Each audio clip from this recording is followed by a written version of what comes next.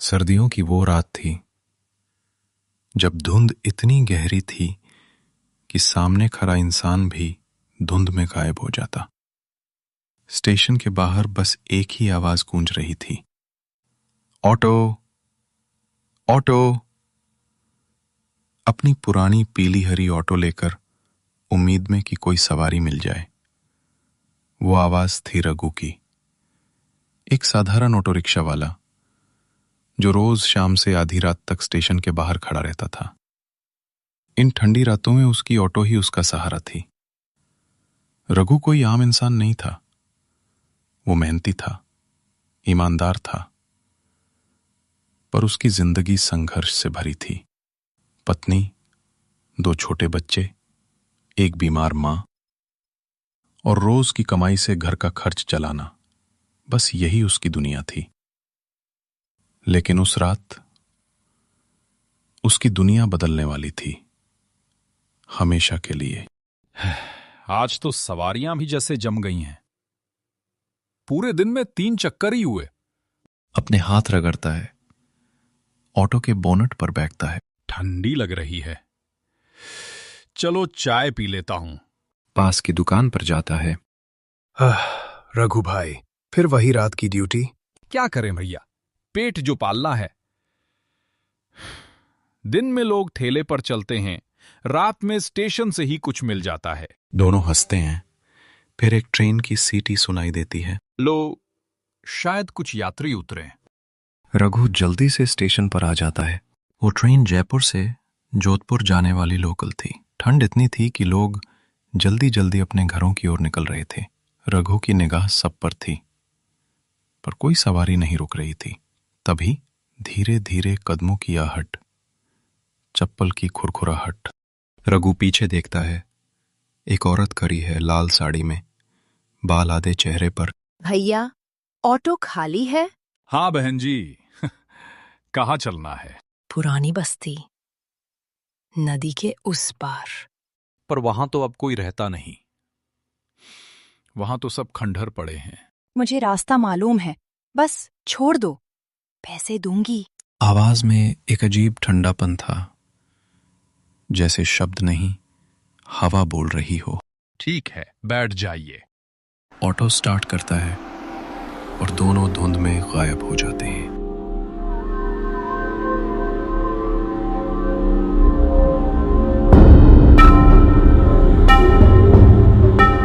रास्ता सुनसान था। पेड़ों की डालियों से ओस टपक रही थी। रघु को बार बार लग रहा था जैसे कोई पीछे से देख रहा हो। बहन जी, आप वहां रहती हैं? कभी रहती थी। अच्छा, शादी के बाद मायके आ रही हैं क्या? महिला चुप, सिर्फ ठंडी हवा। बहन जी, सीट खाली, कोई नहीं। कहीं उतर गई क्या? ब्रेक लगाता है, उतरता है, चारों तरफ देखता है। कहीं उतर गई क्या? धुंध में कुछ हलचल।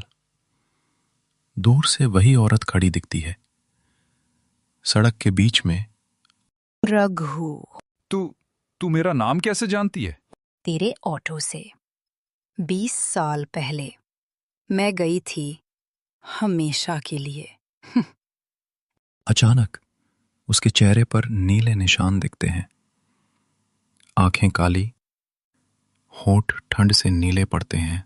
नहीं, ये सपना है। महिला की परछाई धीरे धीरे ऑटो के शीशे में समा जाती है। ऑटो अपने आप स्टार्ट होता है, बिना किसी के छुए।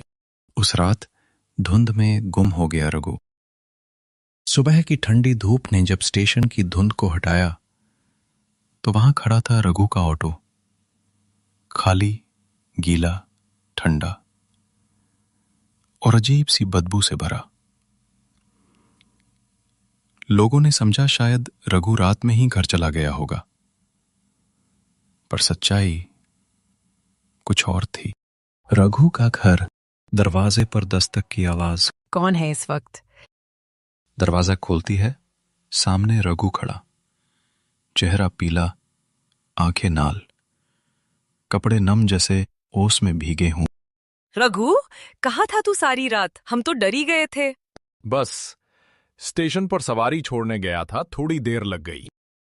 कपड़े कैसे गीले हो गए और ये ठंडी ठंडी बदन क्यों लग रही है? ठंड ज्यादा थी बस। आंखें नीचे झुकाकर कमरे में चला जाता है। रमा ने कुछ अजीब महसूस किया। रघु का चेहरा जैसे सूना था।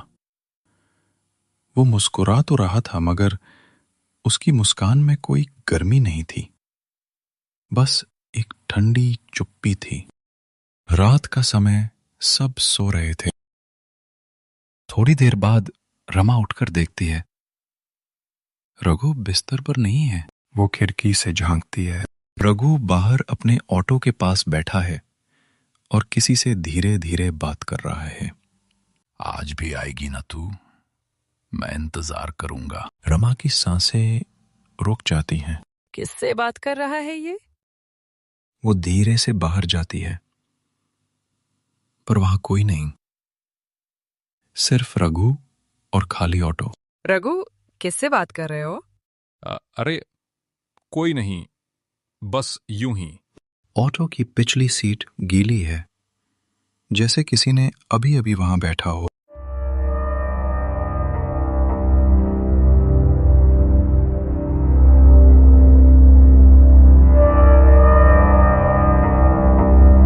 अगले कुछ दिनों में रघु बदलने लगा। वो ज्यादा बोलता नहीं था, खाना कम खाता और अक्सर रात को जागता रहता। कभी बच्चों को देखकर मुस्कुराता तो कभी उन्हें घूरने लगता।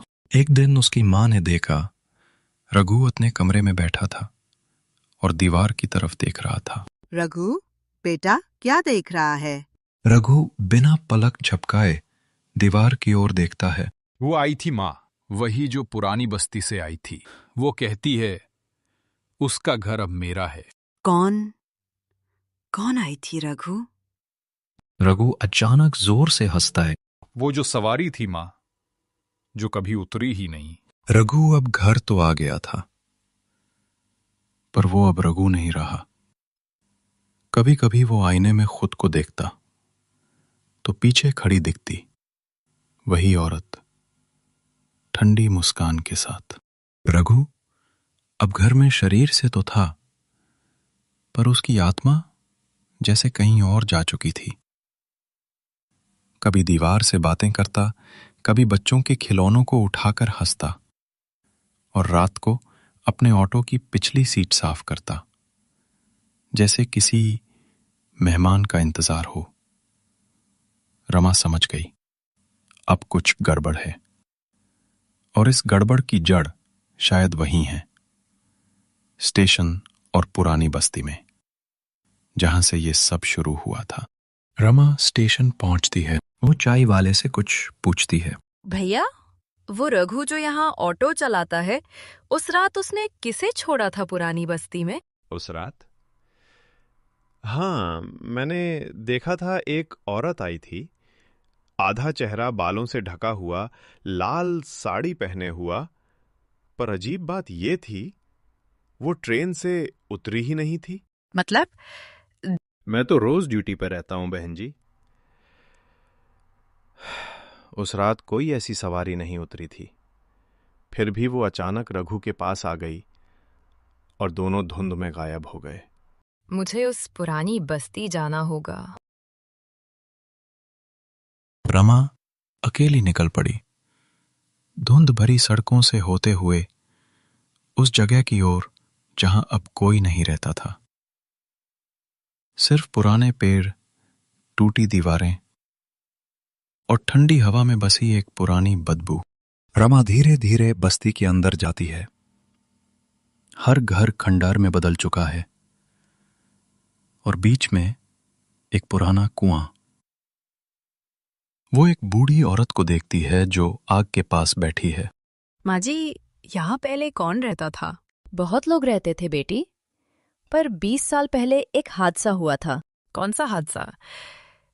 एक लड़की थी, सुधा नाम था उसका, स्टेशन पर काम करती थी।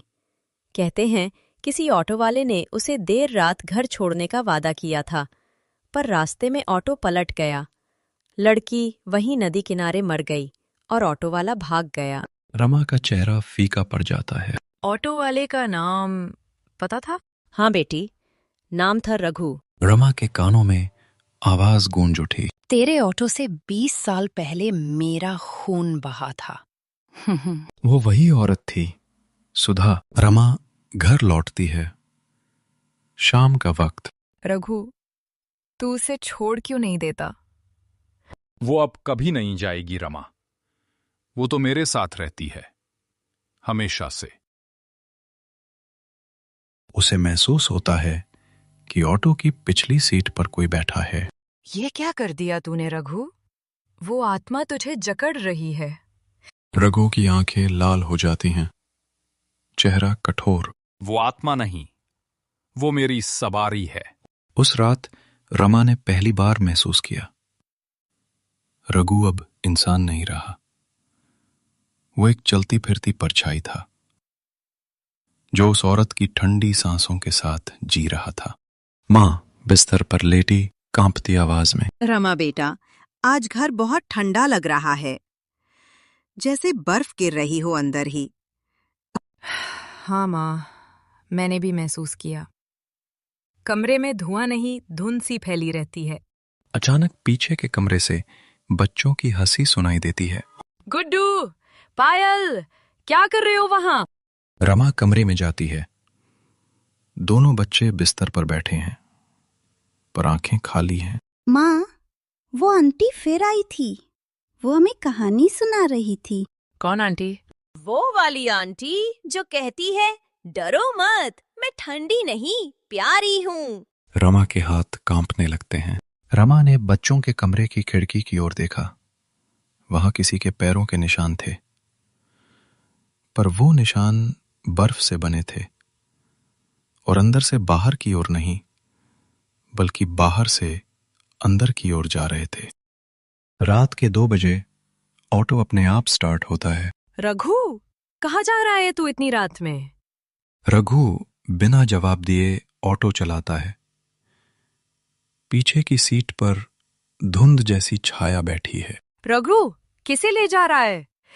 रघु की आवाज दूर से आती है, ठंडी और खाली। जिसे छोड़ नहीं सका, अब हर रात उसे स्टेशन तक ले जाता हूं, फिर वो मुझे घर तक छोड़ देती है। उसके बाद हर रात वही होता।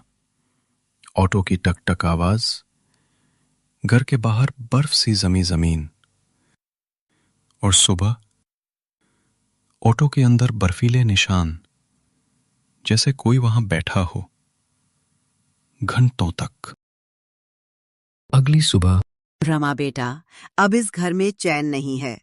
रात को कोई मेरे कान में फुसफुसाता है, मैं लौट आई हूँ रघु के लिए। माँ, वो आत्मा अब सब पर हावी हो रही है।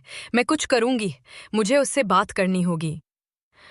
खिड़की के शीशे पर सफेद उंगलियों के निशान बनते हैं, जैसे कोई बाहर से भीतर देख रहा हो।